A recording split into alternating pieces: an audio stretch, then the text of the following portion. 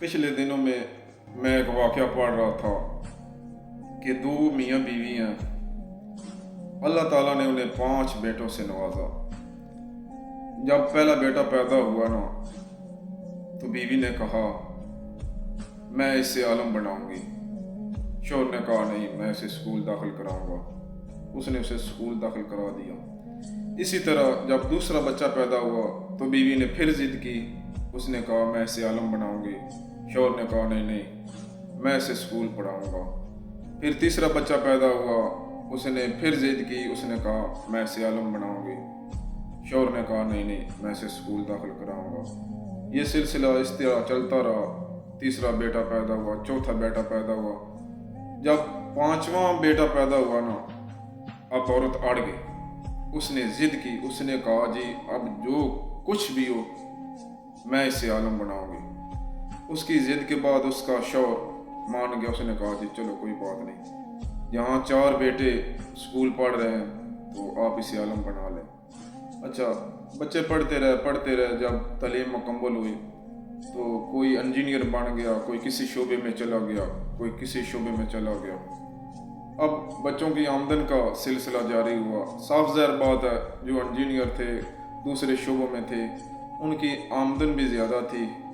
तो ये जो बच्चा मदरसे में पढ़ा हुआ था, हाफिज था, आलम था, इसकी ना आमदन थोड़ी थी।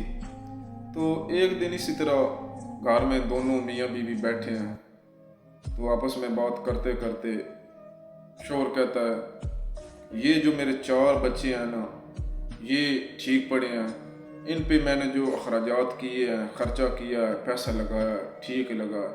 ये जो मेरा 5वां बेटा है ना, ये आपने ज़ाया कर दिया। तो बीवी कहती है जी चलो आज बच्चे आते हैं तो देख लेते हैं।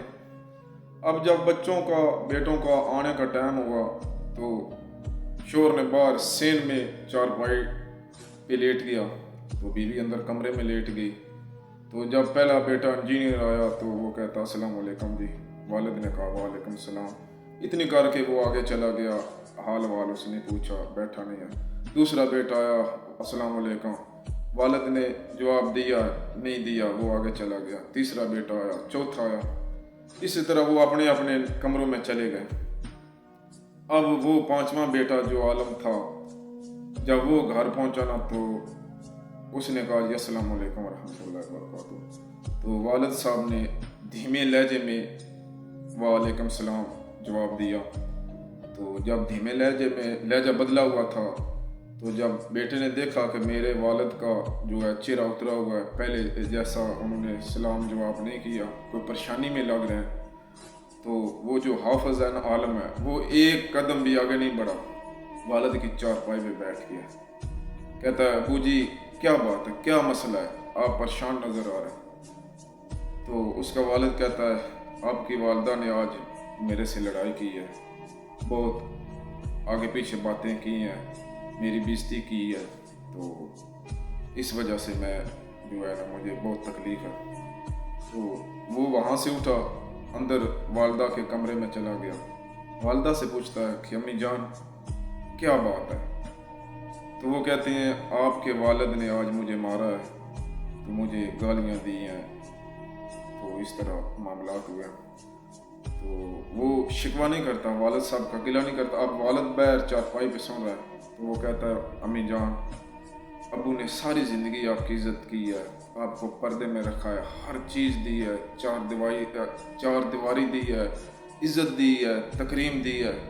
मैं अबू से बात नहीं कर सकता, मैं अबू से शिकवा नहीं कर सकता, मैं अबू से सख्त बात नहीं कर सकता। फिर वहाँ से उठा, बैर वालिद की चारपाई पे गया, वालिद से दरख्वास्त करता है कि अबू जान देखें ये हमारी वालदा है, इनके पाँव के नीचे जन्नत है, तो इन्होंने हमें पाला है, पोसा है, हमारी खिदमत की है, आपकी खिदमत की है, सारी ज़िंदगी आपकी ताबेदारी की है। तो मैं वालदा को बुरा भला नहीं कह सकता।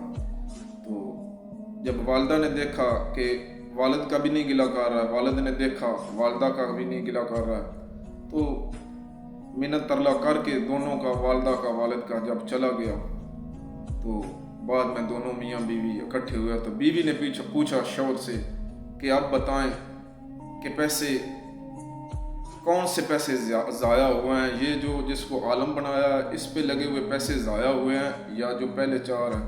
تو وہ شور کہتا ہے جو پہلے 4 لوگوں پہ بچوں پہ پیسے لگائے ہیں نا وہ ضائع ہو گئے ہیں، پیسے جو صحیح جگہ پہ لگے ہیں نا وہ یہ لگے ہیں۔ تو اتنی لمبی بات آپ سے کرنے کا سنانے کا مقصد یہی ہے کہ اگر آپ کی اولاد ہے، بچے ہیں، تو ایک آدھ بچہ ضرور اسلام کو دیجیے، جس کو دین پڑھائیں، اسلام پڑھائیں، رسول اللہ صلی اللہ علیہ وسلم کی شریعت پڑھائیں۔